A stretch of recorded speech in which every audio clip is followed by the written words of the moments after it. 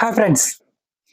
ఇన్నాళ్ళు Superman, Spider Man, Iron Man, Batman, Hulk Man, Bulk Man అని ఎంతో మంది సూపర్ హీరోలు చూసాం మనం. కానీ ఇప్పుడు మన ఇండియాకి హనుమాన్ దొరికాడు. ఎందుకంటున్నానంటే మన లార్డ్ హనుమాన్ సూపర్ పవర్ తో మనకు ఒక సూపర్ హీరో వస్తున్నాడంటే ఎవరికైనా ఎగ్జైట్మెంట్ ఉంటుంది.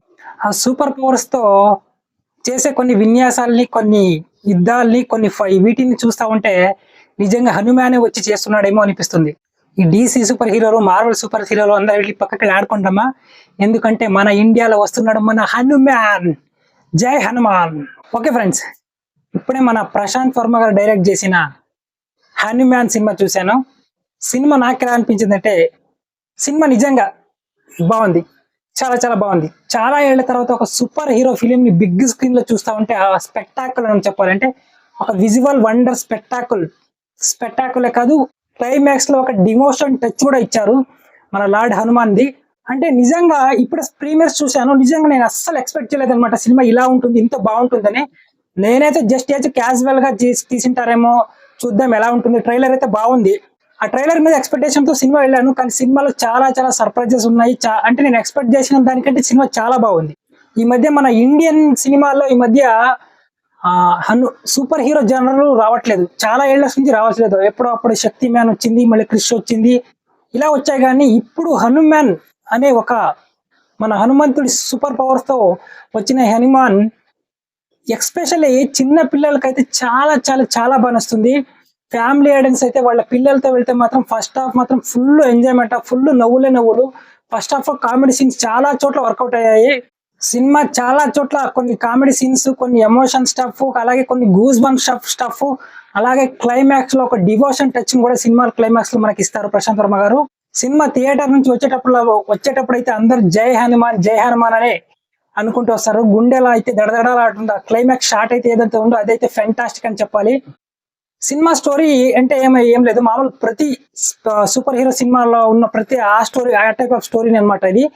అంటే ఒక వీక్ అండర్ డాగ్ క్యారెక్టర్ కి ఒక సూపర్ పవర్ దొరికితే ఆ పవర్ తో తన ఊరిని ఎలా కాపాడాడు, అలాగా విలన్స్ నుంచి ఆ ఊరిని ఎలా సేవ్ చేశాడు అనేది ప్రతి సినిమాలో ఉంటుంది. ఈ సినిమాలో కూడా అదే ఉంది.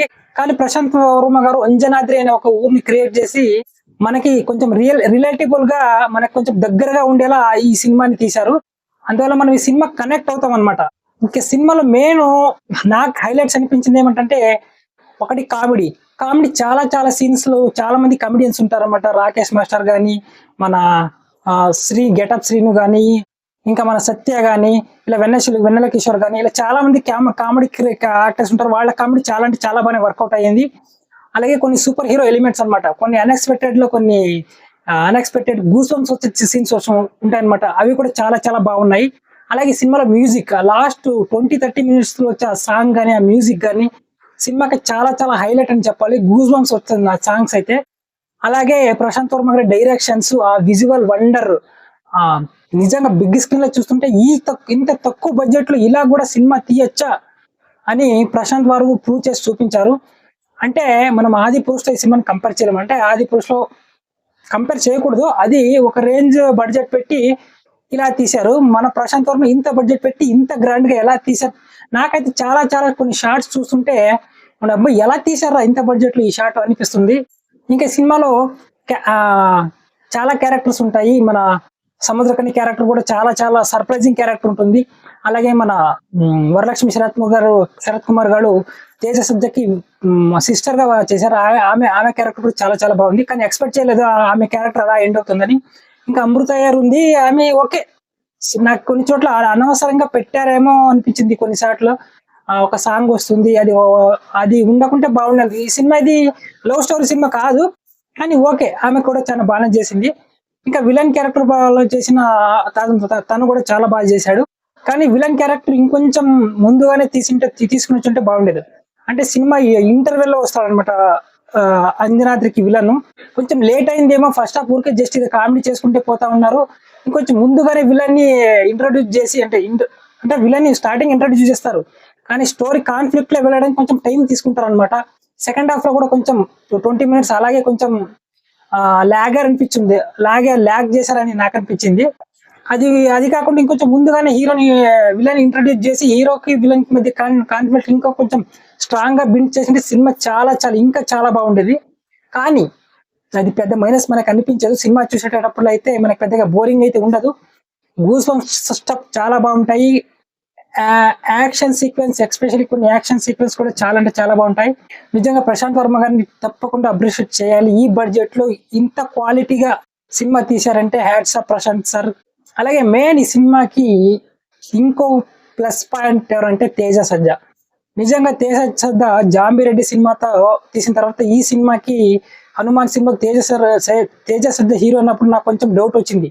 ఇదేంటి ప్రశాంత్ వర్మ తేజ సజ్జతో ఇలాంటి సూపర్ హీరో సినిమా తీస్తున్నాడు. తర్వాత ట్రైలర్ చూసాక ఓకే పర్వాలేదు బాగా చేశాడు అనిపించింది. కానీ సినిమా చూసాక చాలా సీన్లు నాకు సర్ప్రైజ్ అనిపించింది. తేజ సజ్జ పర్ఫార్మెన్స్ కొన్ని ఎమోషన్స్ సీక్వెన్స్ చాలా చాలా బాగా చేశాడు. ఫైట్ సీక్వెన్స్ లో కూడా చాలా బాగా చేశాడు.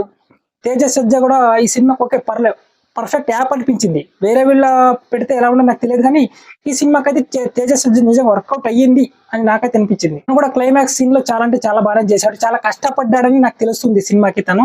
అది స్క్రీన్ మీద మనకు తప్పకుండా కనిపిస్తుంది.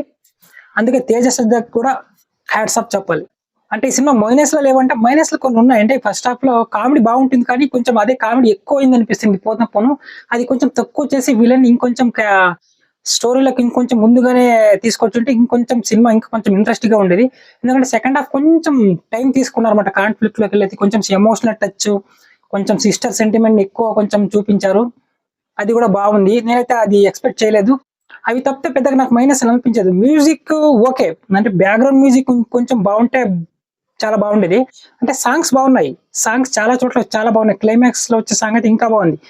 కానీ కొన్ని ఫైట్ సీక్వెన్స్ లో మ్యూజిక్ ఇంకొంచెం బెటర్ గా ఉంటే తప్పకుండా సినిమా ఇంకో రేంజ్ లో ఉండేదని నాకైతే పర్సనల్ గా అనిపించింది. ఇంకా కొన్ని క్యారెక్టర్స్ ఉంటాయన్నమాట. అవి కామెడీ కోసమే పెట్టారని ఒక 2 క్యారెక్టర్స్ నాకు అనిపించింది. అవి ఉండకుండా స్టోరీ బేస్ మీద హనుమాన్ ని ఇంకొంచెం ఎక్కువ చూపించింటే బాగుండేది అని నాకు అనిపించింది. ఎందుకంటే హనుమాన్ మనకి లాస్ట్ లో వస్తాడనమాట. అప్పుడైతే మనకు గూస్ బంప్స్ స్టఫ్ అనమాట. థియేటర్ మొత్తం అరుపులే. ఎస్పెషల్ ఈ సినిమా నార్త్ ఇండియా వాళ్ళకి చాలా చాలా బాగా కనెక్ట్ అయ్యే అవకాశం ఉంది. చాలా గూస్ బంప్స్ స్టఫ్స్ ఉన్నాయి ఈ సినిమాలో. తెలుగులో కంటే నార్త్ ఇండియాలో ఈ సినిమా ఇంత చాలా చాలా పెద్ద హిట్ అయ్యే ఛాన్స్ మాత్రం పుష్కలంగా ఉన్నాయి. ఈ ఇయర్ కి ఈ సంక్రాంతికి ఫస్ట్ సినిమానే ఒక పెద్ద బ్యాంగ్ అని చెప్పొచ్చు. ఈ సినిమాకి రేటింగ్ ఇచ్చేంత మన స్థాయి మనది కాదు కాబట్టి ఈ సినిమా మీరు తప్పకుండా ఫ్యామిలీతో ఎస్పెషల్ పిల్లలతో వెళ్ళి చూస్తే నిజంగా చాలా చాలా ఎంజాయ్ చేస్తారు.